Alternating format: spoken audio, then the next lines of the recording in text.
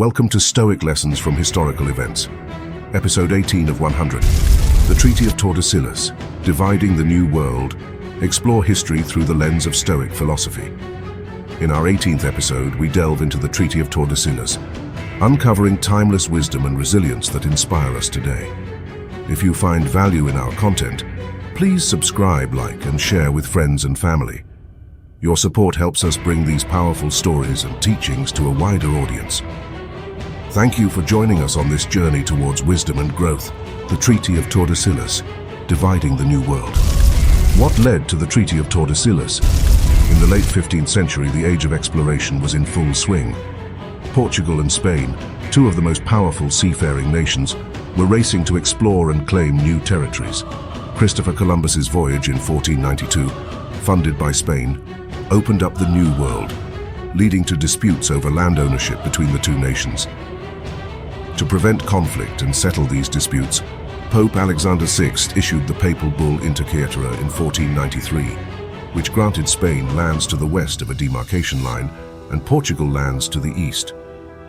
However, this division was not satisfactory to both parties, leading to further negotiations and the eventual signing of the Treaty of Tordesillas in 1494. Who were the key figures in the Treaty of Tordesillas? Several key figures played pivotal roles in the creation of the Treaty of Tordesillas. King Ferdinand and Queen Isabella of Spain, eager to consolidate their newfound territories in the Americas, were instrumental in advocating for the treaty. On the Portuguese side, King John II was determined to protect Portugal's interests in the lucrative trade routes to India and the East Indies. Pope Alexander VI initially facilitated the negotiations by issuing the papal bull. But it was the diplomats and negotiators from both Spain and Portugal who worked out the final terms of the treaty. Their efforts culminated in an agreement that would reshape the geopolitical landscape of the New World. How did the Treaty of Tordesillas unfold? The Treaty of Tordesillas was signed on June 7, 1494. The treaty established a new line of demarcation, approximately 370 leagues west of the Cape Verde Islands. This division granted Portugal the rights to territories in Africa, Asia, and what would later become Brazil, while Spain received the rest of the Americas. The negotiations were conducted with careful consideration of both nations' interests, aiming to avoid future conflicts and ensure a fair distribution of newly discovered lands. Despite initial reluctance, both Spain and Portugal ratified the treaty, setting a precedent for future colonial agreements. What were the consequences of the Treaty of Tordesillas? The Treaty of Tordesillas had far-reaching consequences for both Europe and the New World.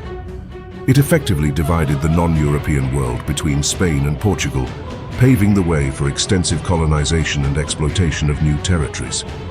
For Portugal, the treaty ensured control over its lucrative trade routes to India and Asia, as well as the eventual colonization of Brazil. For Spain, it solidified claims to vast regions in the Americas, leading to the establishment of a vast colonial empire. The treaty also influenced other European powers, who later challenged the Iberian dominance and sought their own colonies, leading to further exploration and conflict. Why is the Treaty of Tordesillas significant in history?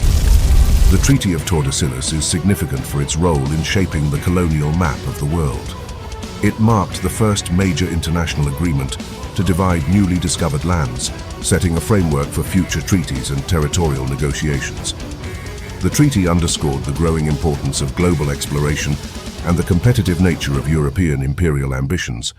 It also highlighted the influence of the Catholic Church in political affairs, as the Pope's mediation played a crucial role in the agreement. The Treaty of Tordesillas laid the groundwork for centuries of colonial rivalry, economic exploitation, and cultural exchange between Europe and the rest of the world. How does the legacy of the Treaty of Tordesillas influence us today? As the sun set over the Atlantic, casting a golden glow on the horizons divided by the Treaty of Tordesillas, its legacy continued to shape modern geopolitics. The treaty's influence is evident in the linguistic, cultural, and political landscapes of Latin America and Africa, where Portuguese and Spanish colonial legacies remain strong. The arbitrary division of territories without regard for indigenous peoples foreshadowed the often contentious and exploitative nature of European colonization. Today, The Treaty of Tordesillas serves as a historical reminder of the complex interplay between exploration, diplomacy, and imperial ambition, and its lasting impact on global history and international relations. Thank you for watching. If you like our content, please subscribe and share our content. Have a wonderful day, everyone. See you at the next episode.